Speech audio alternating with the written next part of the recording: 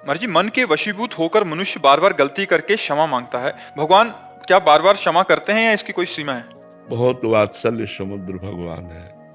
अगर वो क्षमा न करे तो हम लोगों की दुर्गति हो जाए, क्योंकि बिल्कुल सत्य बात है कि ना चाहते हुए भी मन हमको जबरदस्ती गलत करवा देता है।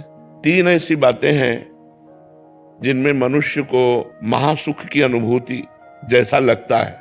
यदि हमें सुंदर स्त्री मिल जाए, पुरुष के अंदर रहता है, या सुंदर पुरुष मिल जाए, स्त्री के अंदर रहता है, हम सुखी हो जाए।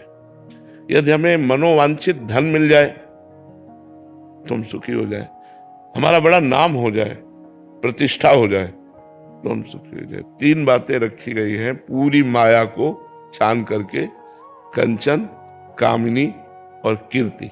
जब विवेक प्रकट हो जाएगा तो सही पूछो, कौन सी ऐसी वस्तु है जिसके लिए हम नियम तोड़ दें? सबसे बड़ा संसार का सुख काम सुख रखा गया है।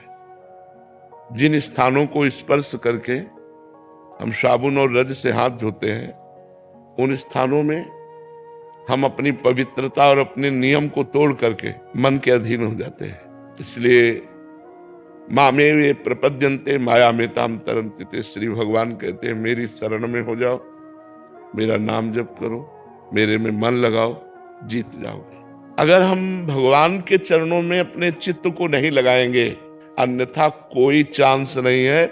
आप कसम खा लो, चाहे गंगा की, चाहे राम की, चाहे हरि की, चाहे माँ की, किसी की भी कसम खा लो, ये सब तोड़वा देगा।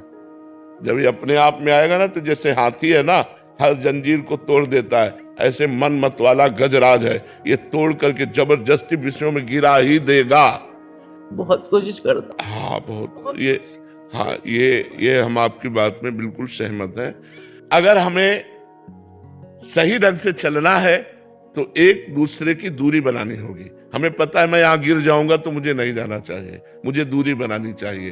तो ऐसे ही गृहस्थ धर्म में है कि अपनी पत्नी से केवल अपना भाव रखे, अन्य माताओं बहनों के प्रति पवित्र भाव रखे, और एकांत में कभी उनसे ज्यादा देर ना मिले, नहीं तो मन हमारा बड़ा चंचल है, वो कभी खराब होकर के गलत आचरण कर ही सकता है। इसलिए साधना के द्वारा, इसे भजन के द्वारा रोका जा सकता है, दूसरा कोई उपाय नहीं। बड़े बड़े ऋषि मुनियों को ये भ्रष्ट कर देता है मन।